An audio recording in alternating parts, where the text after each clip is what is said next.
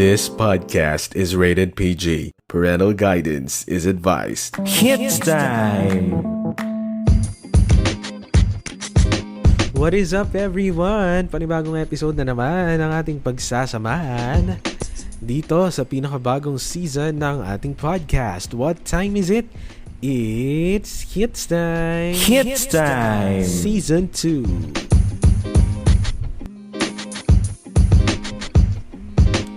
At para sa episode natin, this is episode 5 ng ating Hits Time Season 2. Hi, this is about mga 2025 year-ender natin tungkol sa ilang mga ganap sa Pilipinas at sa music scene at syempre sa Pinoy music na rin dahil mabuhay ang OPM. Talagang OPM is thriving. At syempre marami nga po ang sumusuporta sa musikang Pilipino. So oras na ba? Pero bago yan, paalala lamang po sa mga ngayong bagong taon, mga nagsi-celebrate ng bagong taon, dahil ang ating mga daliri, siguraduhin natin kompleto yan. Kompleto yan sa 2026, dahil importante yan. So ayusin ang pagpapaputok. Diba? Hanggat kaya, umiwas na lang sa paputok, pero kung hindi talaga kaya, mag-ingat. At syempre, eto yung nakakainis kahit anong ingat mo, kung meron dyan ay hindi nag-iingat, diba? Ikaw pa yung mapeperwisyo. Ay nako. Anyway,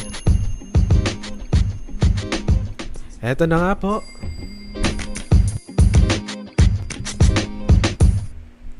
Umpisahan na natin ang ating...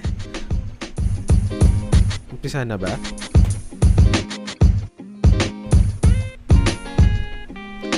Dumako na po tayo sa pinaka-inaabangang segment. Pinaka-inaabangan ba talaga? Dahil dyan, oras na nga po para sa... Hindi pa, wag na, magkwentuhan na lang. Na-joke lang. Dahil dyan, oras na nga para sa What's Heating Up on Hits Time! Heating Up on Hits Time is our featured playlist. Hanapin lamang po ang 2025 Pinoy Music Hits Hits Time S2E5 sa Spotify profile ng It's Jask at sa YouTube channel ng It's Jask. At hitting up in the music scene dahil ngayong 2025 may mga Pinoy music artist po tayo na successful na nakapag-concert sa taong ito, gaya na lamang po ni Janine Tenyoso dahil sa kanyang first solo concert na nangyari nga po sa New Frontier Theater sa Quezon City noong September 6, 2025.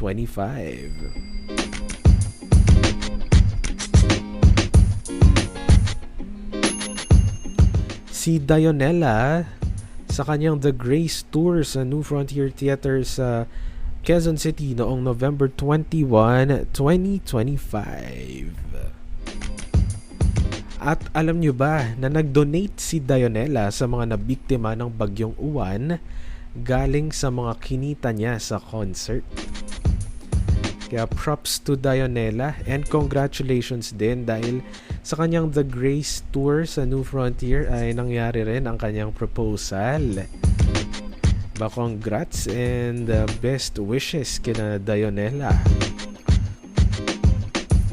At bukod dyan, nakapag-concert din po ang BINI sa Philippine Arena noong February 15, 2025 sa kanilang BINIverse World Tour 2025 at ang BINIfied Year-End Party noong November 29, 2025. Ang SB19 naman sa kanilang Simula at Wakas Philippine Arena sa Bulacan noong May 31 and June 1, 2025, Simula at Wakas World Tour.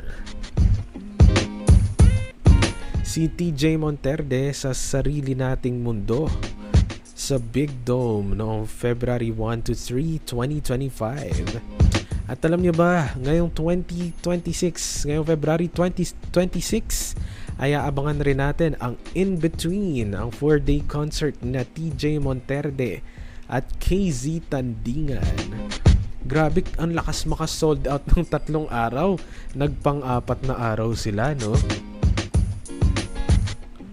At ngayong 2025 rin, successful na nakapag-concert ang Cup of Joe.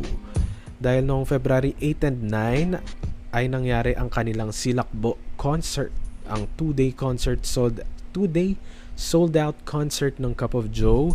At ang Stardust noong October 10 to 12 sa Araneta Coliseum din yan. Parehas yan sa Araneta Coliseum. Ang kanilang 3-day concert. At ngayong 2026, dadalhin rin ng Cup of Joe ang kanilang Stardust concert sa iba't ibang lugar sa bansa at maging sa labas ng bansa. So meron mga regional tours yan, kagaya na lamang nakita ko sa Baguio at sa iba pang lugar at sa ibang bansa rin sa Singapore. Pero this year nakapag North America rin sila tsaka sa Dubai. Successful rin na nakapag-concert si Maki sa kanyang kauna-unahang concert sa Araneta Coliseum, ang Color Coaster sa noong November 7, 2025. At merong one more ride ulit ang Color Coaster, the concert, sa February 21. Ang ating aabangan yan. Isa yan sa ating aabangan kay Maki sa 2026. At ano kaya yung kulay pink na yun?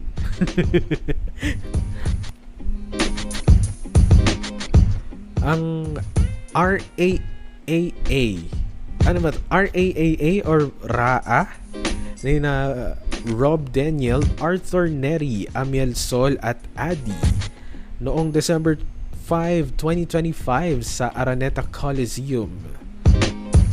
Ngayong 2026, aabangan rin natin ang solo concert ni Rob Daniel na gagawin sa February 27, 2026 sa Araneta Coliseum. Noong July 2026 naman. Noong July 2025 naman, sinurpresa ng Four of Spades ang lahat sa kanilang comeback matapos nilang ilapag ang kanilang single na pinamagatang Aura. Kaya na bahala. At ngayong 2025 rin ay umangat rin sa charts ang kantang Kapangyarihan ng bandang Ben and Ben at P-pop group na SB19. Ito'y matapos ang araw kung saan libo-libong mga Pilipino ang mga nagrally kontra korupsyon sa mga flood control projects. Noong September 21, mensahe kasi ng awitin ang pagpapaalala sa mga nakaupo sa pwesto na ang kanilang tungkulin ay maglingkod sa publiko. Sa ibang balitang pumutok ngayong 2025 ay ang flood control scam dito sa Pilipinas, kung saan bilyong piso ang nawala sa Pilipinas dahil sa korupsyon. Ngayong 2025 ay sunod-sunod rin ang mga kalamidad na tumama sa bansa, lalo na noong Burr months, dahil noong September 30, niyanig ng mapaminsalang magnitude 6.9 na lindol ang Cebu. Noong October 10, 2025 naman, 10 araw lamang po ito makalipas ang lindol sa Cebu, ay niyanig naman ng magnitude 7.4 na lindol ang Davao. Malawak po ang inabot ng lindol na ito. Akala nung ibang mga taga Cebu ay aftershock lamang ito, ngunit isa pala itong malakas na lindol at nangyari nga sa Davao. Nakaranas rin ng mga bagyo ang Pilipinas at ilan dito ang super bagyong Uwan na tumama sa Luzon at ang bagyong Tino sa Visayas. At yung mga bagyo, hindi lang yan yung mga bagyo na tumama sa bansa, dahil marami pang bagyo ang tumama sa bansa at nagdulot ng pagbaha na talagang napaalala sa atin ang mga korupsyon na nangyari sa flood control system. Ngunit sa kabila ng malulungkot na balita na yan, ay mayroon ding magandang balita dahil ngayong 2025 ay nakaranas rin ang Pilipinas ng mga tagumpay. Si Alex Ayala ay nagwagi ng gintong medalya sa SEA Games. Si EJ Obiena naman ay nagwagi rin ng gintong medalya sa World Pole Vault Challenge. Tinanghala rin na kampiyon si Jessica Sanchez sa America's Got Talent. Kinoronahan rin bilang Miss Grand International si Emma Tiglao. At ngayong 2025, umangat rin sa global charts ang kantang Multo ng Cup of Joe.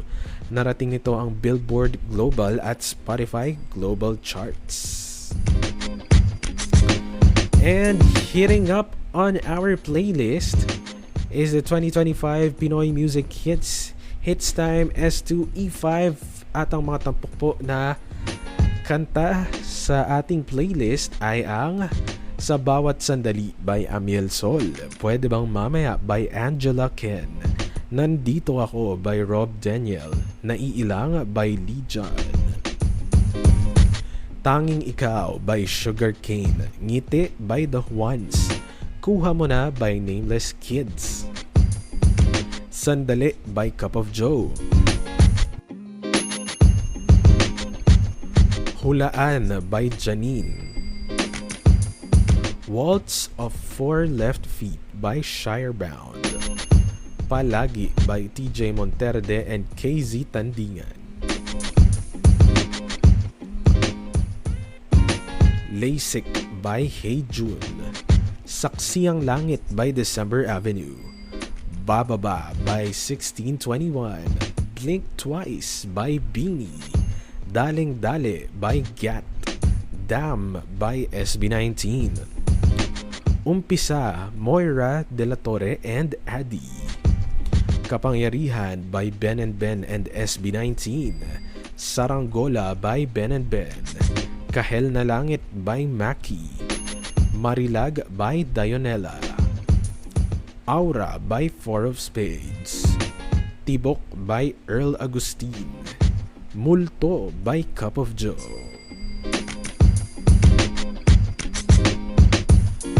Yan po ang mga kantang tampok sa ating 2025 Pinoy Music Hits Time S2E5 playlist. At nagpapasalamat rin po tayo sa lahat ng mga nakinig at tumangkilik sa Hits Time sa nagdaang taon dahil nakita po natin sa Spotify Wrap na mayroon tayong 4 na top fans sa Pilipinas. At nag-gain rin tayo ng 62% followers.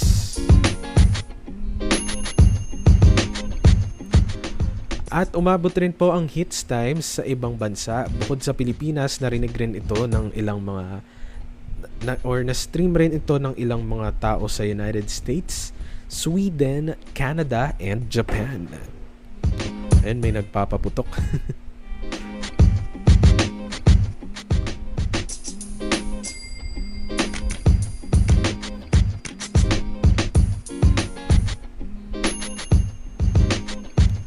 Napakinggan po ang Hits Time Season 2, the podcast and the playlist sa Spotify, YouTube, and YouTube Music.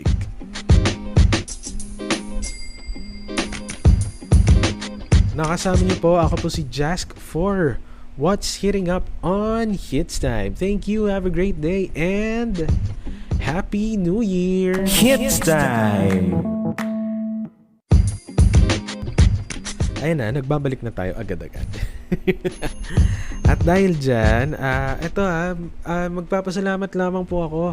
Eto na, bago tayo magtapos. Syempre, may mga side comment pa ba ako sa ating What's Hitting Up? Ang daming nangyari, no? Maraming salamat po sa lahat ng tumangkilik ng Hits Time. Mula pa noong Season 1 natin hanggang sa Season 2 na to. Sa lahat po ng mga nakapakinig ng ating podcast, sa ating 14 followers. Alam ko konti. Konti man yan para sa iba, pero para sa akin, ang dami na yan. Ang dami na yan kasi hindi ko po masyadong pinopromote tong podcast na to. Talagang I want this to be discovered organically. Organically, mga parang mala-organic encounter, ano. Kaya, ay nagpapasalamat po ako sa 14 followers ng Hits Time mula pa noong season 1 natin hanggang ngayon. At thank you so much. And syempre sa lahat po ng mga dahil nakita natin ang resulta ng ating Spotify Wrap. Sabi dito sige isa-isahin ko yung Spotify Wrap natin ng Hits Time. So eto na nga, ngayong 2025, this year, this was quite the year for you. A little proof that hard work pays off. Dahil nagkaroon tayo ng 175% increase in the audience from last year. And 999% increase in new audience from last year. Mukhang madami, pero konti lang yan kasi kakarampot lang naman yung bilang natin. So, meron daw tayong 62% increased in followers from last year. Ano ba talaga? Ano yung mga nangyayari sa number na to? And this year, one episode rose above the rest, which is yung episode 41, 2024 OPM Hits. Parang ako yata yung nagpapatugtog. ako lang yata yan eh. Joke lang. And your listening passport got a real workout. Dahil 24 countries reached overall ng Hits Time. Uy. And ang top 5 dito, number 5 is Japan, number 4 Canada, number 3 Sweden, number 2 United States, and number 1 Philippines. And top fans, ano ba to? Eto, no? So sabi dito, you're a top 10 show for 10 fans. Uy, hello po. And ano to? Nasa top 5 show daw tayo ng 9 fans. So may isa na may isa na wala tayo sa top 5. So pero nasa top 10 tayo. Okay na rin 'yon. Nakakatuwa naman. And you're the number 1 show for 4 fans. Uy, may 5 dito na hindi tayo number 1 pero nasa top 5 tayo. Eto ako yung Spotify Wrap ko, may Hits Time doon sa top 5. Pero hindi ito yung top 1 ko. So nakakatuwa na hindi pala ako yung nag-top 1 sa sarili kong podcast. So thank you po sa 4 na fans natin, sa 4 na tagapakinig ng Hits Time na ating number 1, na nag-number 1 tayo. Thank you po. And eto, ano ba to? 10% of them binged 2+ episodes in one day. Oh, that's dedication, sabi dito. It goes without saying your fans have great taste. Here's what they're listening to. Ito yung mga top artists ng mga fans natin. Number 5 si Maki. Ako yon, top artist ko si Maki. Number 4 si Bruno Mars. Uy, sino kaya tong listener natin na nakikinig kay Bruno Mars? Number 3 si Kendrick Lamar. Sino kaya ang listener natin ang nakikinig kay Kendrick Lamar? Number 2 si Alex Warren. And number 1 si Taylor Swift. Uy, sino kaya sila? And ito daw yung top shows or tama ba? Top shows or podcast na pinakikinggan ng ating mga fans na iba pang podcast. Number 5 Papa Dudut Stories. Number 4 Barangay Love Stories. Number 3, Adrian Rogers. Number 2, The Cool Pals. And number 1, Dear MOR. Uy, sino kaya to? Kasi ang 5 yung top podcast ko. Number 1, so wala dito yung top podcast ko. Sino kaya tong mga fans natin na to? Number 1 ko sa podcast is Time First ng SB19. Number 2 is yun? Number 2 is The Ripple ng mix nina VJ Sam and Nico Sabiniano of Nameless Kids. Number 3 is yung number 3 ko? Askal ba or Hits Time? The number 4, either Askal or Hits Time. And number 5, yung isa kong podcast na Jask Sayin. So, ayun o. Thank you po sa lahat ng mga sumusuporta sa atin dito sa Hits Time. It means a lot. Kahit sobrang occasional lang natin mag-release ng episode, ay sumusubaybay pa rin po kayo sa podcast na ito. At ngayong 2026, sana po ay nandyan pa rin kayo. Sana ay nandyan pa rin tayo.